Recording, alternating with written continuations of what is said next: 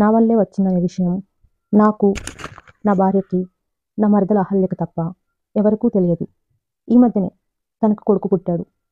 ఆ విధంగా నా మరదల అహల్య మొత్తానికి పెళ్ళయింది. వాళ్ళ ఆయన క్యాంప్కి వెళ్ళారంట. వారం రోజులు మా దగ్గర ఉందామని వచ్చింది. ఆ రోజు ఆదివారం మధ్యాహ్నం భోజనం చేస్తున్నాను. మీతో ఒక విషయం చెప్పాలి అన్నది మా ఆవిడ. నా దగ్గర మొహమాటం ఎందుకు? ఏమిటి విషయం అన్నాను. మీరు నా చెల్లిని గర్భవతిని చెయ్యాలి అన్నది. ఏమిటి? ఒక్కసారిగా ఉలిక్కిపడి అడిగాను. మీరు సరిగానే విన్నారు అన్నది. ఏమిటి? వేళాకోళంగా ఉందా అని అడిగాను. లేదండి, నేను చెప్పేది కొంచెం ఓపిగ్గా వినండి. తనకు పెళ్ళయి 2 సంవత్సరాలయ్యింది. అయినా పిల్లలు పుట్టలేదు. పరీక్షలు చేయించుకుంటే తన భర్తలో లోపాషియల్గా గర్భం వచ్చేటట్లు చేద్దామని నిర్ణయించుకున్నారంట అంది. అంటే నా వీర్యాన్ని దానం చేయమంటావు అన్నాను.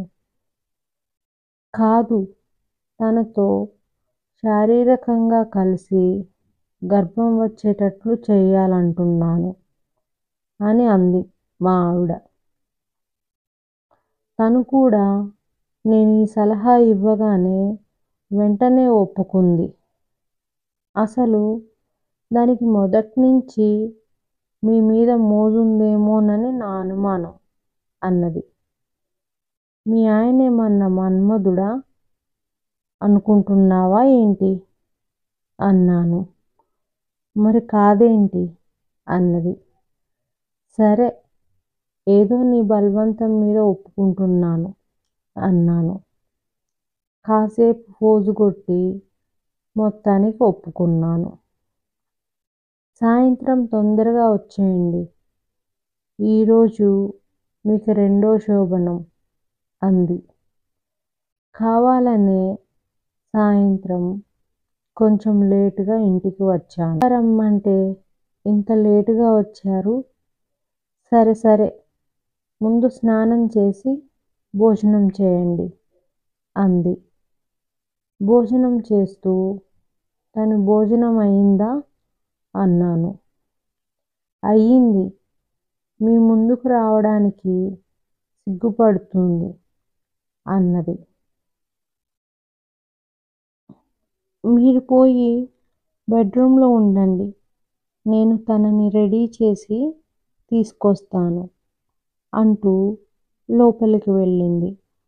నేను పోయి తను చెప్పినట్లే రూమ్లో కూర్చున్నాను. కాసేపటికి అక్కా చెల్లెళ్ళిద్దరూ వచ్చారు. అహల్యని నిజంగానే పెళ్లి కూతుర్లా తయారు చేసి తీసుకొచ్చింది.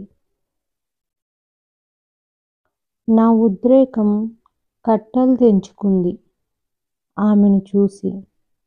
ఏమండోయ్, మీరప్పుడే రెడీ అయినట్లున్నారు అంది నా భార్య. ఒక గంటాగి వచ్చి నీ పని పడతా ఉండు అని సరదాగా అన్నాను. అదేం కుదరదు. ఇక వారం రోజులు మీ కార్యక్రమం నా చెల్లితోనే. నీ వల్ల నాకు వారం రోజులు ఉపవాసమే అని చిలిపి ముద్దిచ్చి నా వైపు చూసి కనుసైగ చేస్తూ బయటకు వెళ్ళింది. నేను అహల్య వైపు అడుగులు వేశాను. తన గడ్డం పట్టుకొని పైకెత్తి తన కళ్ళల్లోకి చూస్తూ, అహల్య, నావి 2 కండిషన్లు అన్నాను. ఏమిటవి అన్నట్లుగా నా వైపు చూసింది. 1, అస్సలు సిగ్గుపడకూడదు. 2, చేతికి గాజులు తప్ప ఒంటి మీద ఒక్క నూలు పువ్వు కూడా ఉండడానికి వీల్లేదు అన్నాను. తన మొహం ఒక్కసారిగా సిగ్గుతో కందిపోయింది. అదుగో సిగ్గుపడకూడదని అప్పుడే చెప్పాను. ఆ 2 మాత్రం ఎందుకనేగా నీ సందేహం అని అడిగాను. గాజుల గలగలలు మగాడిలో ఉద్రేకాన్ని పెంచుతాయి. ఇక ఒంటి మీద బట్టలు ఉంటే నాకు నచ్చదు అంటూ తన పెదాలు అందుకున్నాను. ఆ విధంగా అహల్యకు నాకు మధ్య మొదటి రాత్రి జరిగింది.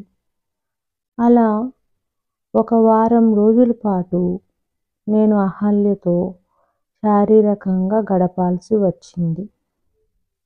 వారం రోజుల తర్వాత తను తిరిగి వాళ్ళ ఇంటికి వెళ్ళిపోయింది. 2 నెలల తర్వాత తను ప్రెగ్నెంట్ అయ్యింది.